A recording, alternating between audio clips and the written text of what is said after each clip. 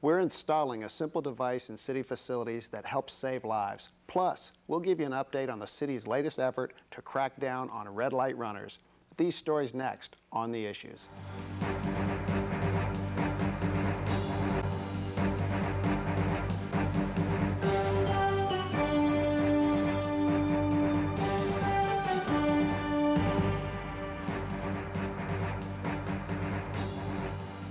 Welcome to another edition of Public Safety on the Issues. I'm District 1 Councilman Dave Siebert. It's called the Automatic Electronic Defibrillator, or AED.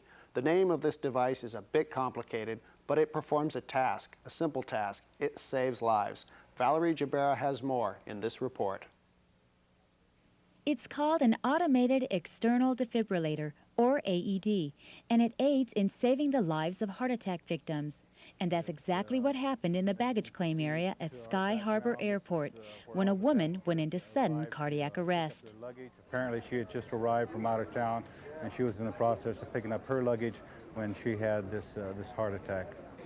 Well, you're only speaking to 3 people here today, but I want to emphasize this was a group rescue. It started with the first 2 civilians on the scene that initially administered CPR. Upon their arrival, officers took over rescue breathing. By the time I got there, she was obviously in a state of distress. I could see her eyes were fixed and the color of her skin had changed to a bluish color. That's when the AED was administered. An AED delivers an electric shock to the heart, restoring normal heart rhythm. With the push of a button, the unit gives simple instructions. Apply pads to patient's bare chest. Plug in pads connector next to flashing light. The unit instructed 1 shock, and CPR was continued until paramedics arrived. Shortly thereafter, the victim was breathing on her own. The City of Phoenix Aviation Department purchased 60 AEDs. 1 month later, a life is saved with the use of this device. There's a certain apprehension again because this was the first time, but it was really gratifying to see that it worked, that the unit combined with the efforts of everybody that contributed worked to save this woman's life. Sudden cardiac arrest claims the lives of about 350,000 Americans each year. The American Heart Association says 100,000 of these lives could be saved, and early defibrillation is the key. In 1999, we had about 20 calls that involved full codes. That meant the person wasn't breathing and didn't have a heartbeat, and those are perfect situations for AEDs to be used in. It's definitely a trend in airports to install AEDs. Most of the U.S. carriers have installed them on their aircraft, and so it's a natural progression to put them in the airports as well. So far, more than 200 aviation personnel have been trained in the use of AEDs. In all of the interviews that I've done, maybe we haven't given enough credit to the aviation department for having the foresight to provide us with these machines, and the fire department for giving us the training, and also for the city council for having the wisdom to make the purchase in the first place. For On the Issues, I'm Valerie Jabera.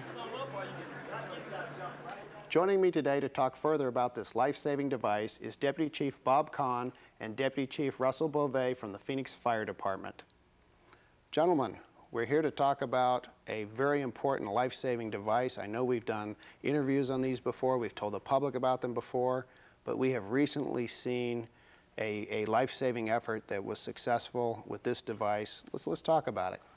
And it's the first of many, I hope. We had a lady that was at Sky Harbor Airport, a relatively young lady. She was 52 years old at Sky Harbor Airport in the baggage area, and there was a cardiac arrest. She had a cardiac arrest. There was a police officer there that had one of the automatic external defibrillators and was able to initiate a shock.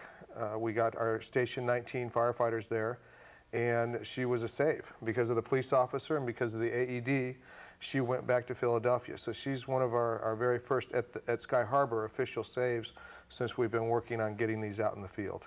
Well, we've had many saves with these over the years, and Chief Beauvais, let's talk to you about, you know, how important these were on the fire trucks when we first put them on there, since you're one of the original paramedics of the Phoenix Fire Department. Well, thank you. On the paramedic, the city basically started out with not all the fire units were ALS, or what we call advanced life support units. And so the advanced life support units had defibrillators on them, and the basic life support units did not.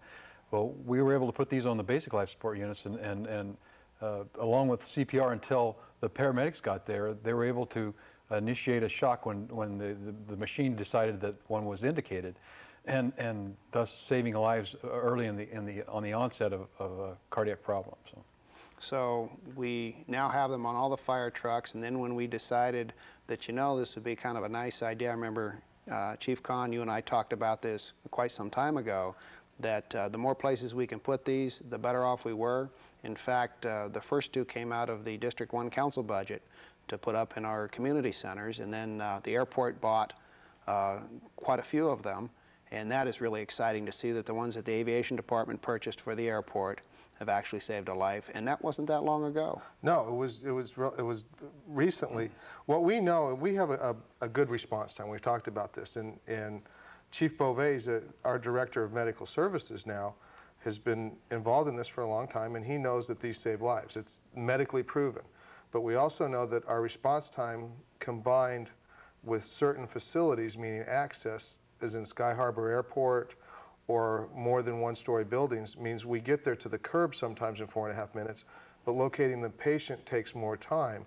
And these are more effective if they're used within the first couple of minutes. Any sort of shock to the heart's acting like jello and it's not firing properly. So even if you're doing CPR, you still need to have a shock from an AED or any form of defibrillator like the ones we use. So by putting these in accessible positions along with CPR, the success rate can be as high as 80% if we get them there in the first couple minutes. After that, it goes down to 50%, and even on the ones we use, we still have a 50% success rate on people that were clinically dead. And that's huge if you look at the number of people that we can save. Right, and these are fairly simple. Do you want to give us a quick demonstration as to how simple, some of the people are thinking, a police officer isn't a trained paramedic. I mean, that takes a tremendous amount of time and effort to become a paramedic. But yet we gave them to them. We're putting them in the airport. We're putting them in community centers. Show us how simple this really is. They really are, and we'll give you a little demonstration here. I'm going to pop it up, and you push the button. If I look at the monitor there. Apply pads to patient's bare chest. And you can see where you would apply the Plug in pads. pads connector next to flashing light. Analyzing heart rhythm. Do not touch the patient.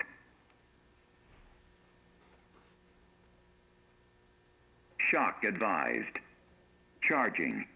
Stay clear of patient. Deliver shock now. Shock delivered. Analyzing heart rhythm. Do not touch the patient. Analyzing heart rhythm. No shock advised. It is safe to touch the patient. Check airway. Check breathing. Check pulse. You go through, and that's what happened, just like that. That happened at Sky Harbor. And our systems, as I understand it, Chief Beauvais, are designed to interact with these. In other words, we can just unplug from this and plug right into our system. Is that correct? Correct. We have adapters basically that when the paramedics actually come and need to do a more in-depth reading of the cardiac, then they can just disconnect this, put a connector on, and not have to put new pads on the patient. What's good about these is that it takes very little training. The machine itself reads and will only shock under 2 rhythms and stuff. So it can sense and it knows, and basically to the lay person out there, there's no way you can make a mistake with it. Absolutely not. It tells you, unless you touch the patient while it's being shocked, it tells you not to do that. So. You won't do that again. Well, they've tested this unit with 6th graders, and they found that the 6th graders only take about a half minute longer than adults. To learn how to use it, or to actually use it. So it's self-explanatory. It really is fully automatic, and it really does save lives. And we've talked about it for quite a while now, and I'm excited that we're getting them out to these places. It's been the teamwork through this project has been tremendous. In fact, there was a grant. I don't know who the donor was, but a multi-million-dollar grant that we put in from the city of Phoenix to purchase more of these for the police department to have in their vehicles, and hopefully we'll be successful on getting the grant and getting more out on the streets. If you look at the trend across the United States from the East Coast to the West Coast, they're becoming commonplace. We were lucky enough to have the foresight with the city manager's office and yourself, people to take the initiative to make it happen here in the city. And of course, the cooperation from Sky Harbor and Aviation and the police officers willing to do the training. Our Phoenix police officers are interested in saving lives, and they've been extremely supportive. Well, I remember when you and I took it to Frank Fairbanks and asked him to pursue it, and he put a committee together. The committee tried to determine the best places to locate these. So I truly want to thank the Phoenix Fire Department for being the leader on seeing that it had to be in more places than just the ambulance and the fire trucks. They had to be in places, like you say, within a minute's reach of a person who has a problem. And with cardiac arrest and heart problems being one of the major causes of death, this truly can save hundreds, if not thousands, of lives. We did some research, and Chief Beauvais' shop came up with about 2,000 cardiac arrests here in the city of Phoenix, and that's annually.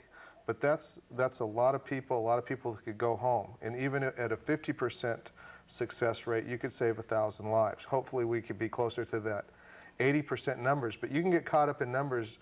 You need to remember that there's a lady who went back to Philadelphia and who's going to be able to spend the summer with her family because she survived due to one of these machines. Very, very simple machine, and very easy to operate, and dollar for dollar, one of the best investments I think we ever made. And let's talk about dollars. Let's talk about the bond program real quick. AEDs save lives, but there's a lot of other things coming up. Bond program, the vote will be March 13th on Tuesday, and people can either vote early or come down to the polls and vote. Let's talk about some of the fire-related public safety items that are on the bond program. The biggest challenge that we have, the greatest challenge that we have, is keeping up with growth in our response times. And simply, the more we grow and the bigger we get, the harder it is to cover those areas and have effective response times. The bond election will enable us to keep our response times down to closer to 4.5 minutes. We'd like to get it to 4 minutes. And that's extremely important if you're in a house fire, or if you're in a car collision, or if you're in cardiac arrest, for us to get there and be able to save your life. The bond election will allow us for the next 5 years to build stations to keep up and to actually catch up, because we've fallen a little bit behind with growth. And so you're going to actually see fire stations that serve neighborhoods that actually respond to emergencies. So it's going to be very visible to the people that live in the system. And technology will follow that with some training. There will also be some facilities for that training. So it's a comprehensive program really to bring us into the year 2000, 2001, all the way up to 2006 and 7. And that will give us a new communication system. 800 megahertz. 800 megahertz. And without the communication system, you can't have the response time, and you can't have this device to somebody in short order. And so 800 megahertz, the new radio system, is clearly important for fire as it is for police. We're taking a look at the systems that will work simply because communications is so important. For Phoenix police and for Phoenix firefighters, being able to communicate with dispatch, really that communication can be a matter of life and death. And it can be a safety issue not only for the people that we're protecting, but for the Phoenix police officers and for the firefighters that are doing their job. So that's tremendously important also. So you'd say from a paramedic standpoint, same thing. It's important for people to get out on March 13th and vote for the bond program. Absolutely. We're one of the fastest growing cities in the nation, and we need a population of firefighters to serve the extended family that we're having coming into the valley. So all that takes an investment by our citizens. Well, I agree. You know, we ask our firefighters to put their lives on the line every day, and I think it's up to the citizens and the city council to provide you with the best resources we can. And that communication system, along with the AEDs and the other equipment that we purchase, that's our responsibility. And it's your job to put those services, that equipment to good use. Be sure to thank everybody at the Phoenix Fire Department for the good work you do. And thank you for being on the show today. Thank you, Councilman Siebert.